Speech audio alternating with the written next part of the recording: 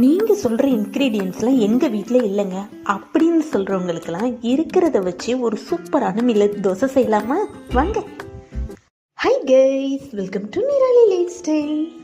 எல்லாரும் சொல்கிற மாதிரி இன்க்ரீடியன்ஸ்லாம் பர்ஃபெக்டாக இருக்கணும்னு அவசியமே இல்லைங்க. நான் இன்னைக்கு எடுத்துக்கிட்ட இன்க்ரீடியன்ஸ் எல்லாமே வீட்டிலையே இருந்தது தாங்க. பச்சரிசி 1 டம்ளர், புழுங்கல் அரிசி 1 டம்ளர், வரகு 1 டம்ளர் இதில் ஆட் பண்ணியிருக்கேன்.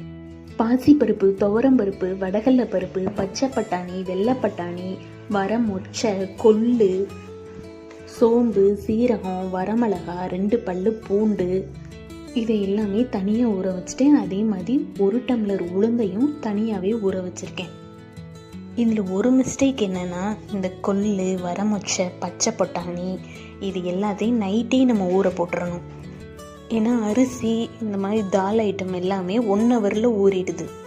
இந்த மாவு நல்லா மேக்ஸிமம் ஒரு 2 நாள் நீங்கள் ஃப்ரிட்ஜில் ஸ்டோர் பண்ணி வச்சுக்கலாம்.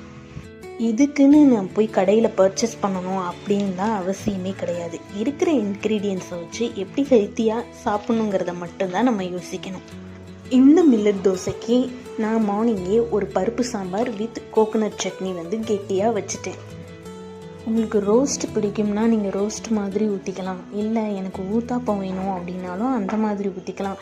மேலே ஆனியன் போட்டு நார்மலாக நம்ம இட்லி பொடி தூவியும் கூட சாப்பிட்டுக்கலாம். நான் 2 விதமாக இன்றைக்கி செஞ்சேங்க. எனக்கு தெரிஞ்ச அரிசி மாவை விட இது ரொம்பவே சிம்பிளாக முடிஞ்சிடுது. அதிகமாக ஸ்டோர் பண்ணி வைக்கணும்னு அவசியமும் இல்லை. நீங்கள் அடை மாதிரி ஊற்றுறீங்கன்னா கூட தனியாக கொஞ்சம் மாவு எடுத்து அதோட வெங்காயம், கீரை இதெல்லாம் ஆட் பண்ணி நீங்கள் ஊற்றி சாப்பிட்லாம். இதில் தால் ஐட்டம்ஸ் அதிகமாக ஆட் பண்ணுறனால நீங்கள் பூண்டு, பெருங்காயம் இதெல்லாம் ஆட் பண்ணிக்கலாம். நம்ம சேனலில் வீட்டில் இருக்க இன்க்ரீடியன்ஸை வச்சு ஹெல்த்தியான ரெசிபிஸ்லாம் நான் போட்டுட்டு வந்துட்டுருக்கேன். பிகினர்ஸ்க்கெலாம் இது ரொம்பவே ஹெல்ப்ஃபுல்லாக இருக்கும்.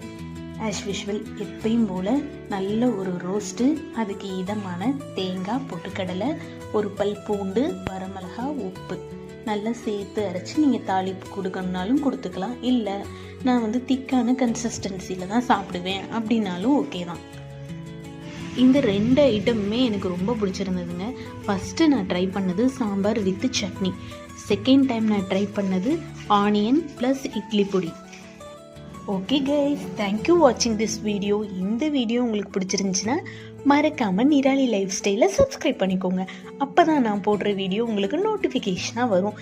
இதே மாதிரி ஒரு சூப்பரான வீடியோவில் பார்க்கலாம். நீங்களும் இந்த டிஷ்ஷை மறக்காமல் செஞ்சு பாருங்கள். Okay guys, by.